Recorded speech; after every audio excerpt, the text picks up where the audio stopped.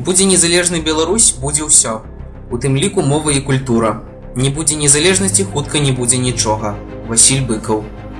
Трейлер к аповесці Васіля Быкава «Знак бяды». З даўніх часоў да нас дайшлі паданні, легенды, прыкметы, варажба.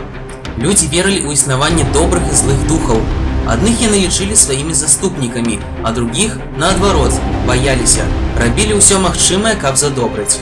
А тых, каго зараз называюць экстрасэнсамі, празорцамі, лічылі калдунамі. У сярэднія векі нават спальвалі на вогнішчах. У любога чалавека ёсць нейкае больш ці менш выяўленае шостае пачуццё. Нездарма ў кожнай не зусім звычайна з'яве ці сне чалавек спрабуе ўбачыць знак зверху. Знак, які прадвяшчае нешта добрае ці бяду. У аповесці Васіля Быкава «Знак бяды» амаль у кожным раздзеле можна знайсці нейкі знак. Як праклён прагучалі для галоўных герояў Сцепаніды і Петрага Багацькаў словы пана Адольфа Ехімоўскага: «На чужым і дармовым шчасця не будзе. Мне шкада вас». З таго часу ўсё пайшло не так, як трэба. У час агляду поля на Юрыеў дзень багацькі знайшлі мёртвага жаўранка, а гэта было вельмі дрэннай прыкметай. Калі яны вярнуліся на хутар, то ўбачылі, што іх былы гаспадар павесіўся. Праз нейкі час не вытрымала і пала набытая ад старой гаспадаркі кабылка. Усё гэта прадвяшчала нейкую бяду. Так і адбылося. Шмат бед перанеслі галоўныя героі. Каб адвесці беды ад хутара, Пятрок паставіў на ўзгорку крыж. Ён верыў, што крыж дапаможа. Вайна не мінула хутар, і пісьменнік апісвае новыя знакі бяды. Надвор'е заўсёды было халоднае, шэрае. Вецер гнаў рваныя хмары. Сонца паказвалася вельмі рэдка. Амаль тыдзень кожную раніцу на хутар прылетала чорная варона. Яна садзілася на плот і прарэзліва каркала. Накрычаўшыся, птушка сціхала, а пасля ляцела ў гай. Гаспадарам сніліся дрэнныя сны. Не падманулі знакі. Аповесць «Знак бяды» – адзін з самых глыбокіх твораў Васіля Быкава па філасофскім асэнсаванні жыцця. У ім пастаўлены праблемы актуальныя для нашага часу: супрацьстаянне гераізму і здрадніцтва, сацыяльнай і маральнай шкоднасці двайной маралі ў грамадстве, трагічных вынікаў беспрынцыпнасці і безадказнасці ў паводзінах чалавека.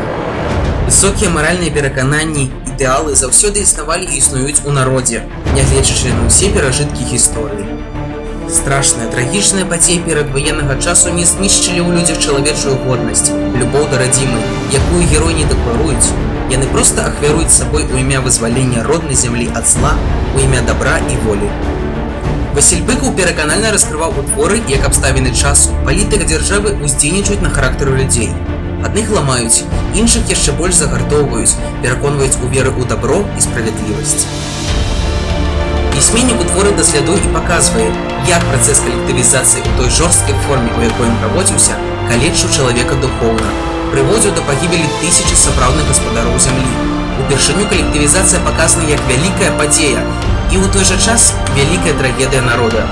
Падзеі вайны нібы па-новаму асвяцілі ўсё, што адбывалася да вайны.